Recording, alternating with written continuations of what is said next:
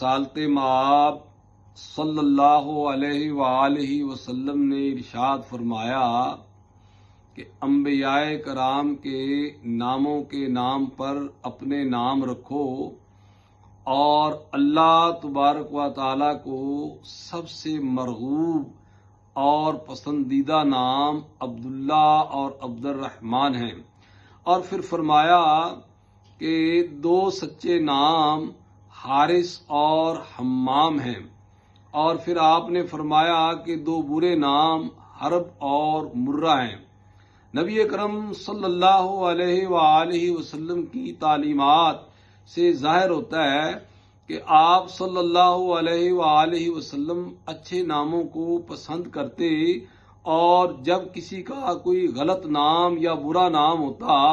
تو آپ علیہ الصلوۃ والسلام جو ہے اس کو تبدیل کر دیتے تھے۔ آپ صلی اللہ علیہ وآلہ وسلم کا یہ بھی فرمان مبارک ہے کہ تم اپنے اچھے نام رکھو، کیونکہ قیامت کے دن تم اپنے اور اپنے باپوں کے نام سے پکارے جاؤ گے۔ تو نام جو ہے بچے کی پیدائش کے بعد اس کا نام رکھنا سب سے پہلا جو گفٹ اور تحفہ بچے کو ماں باپ کی طرف سے ملتا ہے وہ یہ ہے کہ اس کا نام جو ہے وہ اچھا رکھا جائے۔ حدیث میں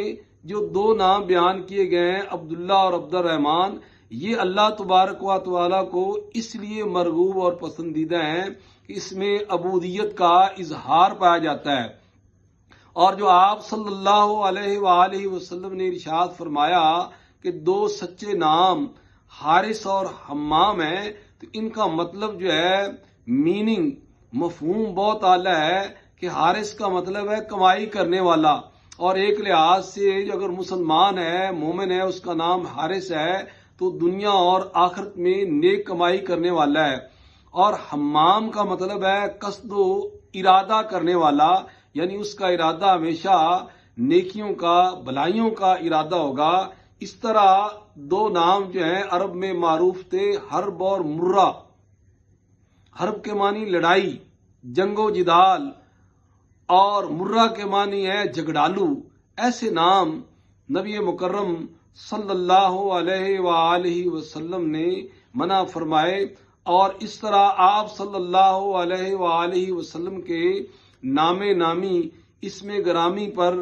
نام رکھنا جو ہے یہ بھی بہت پسندیدہ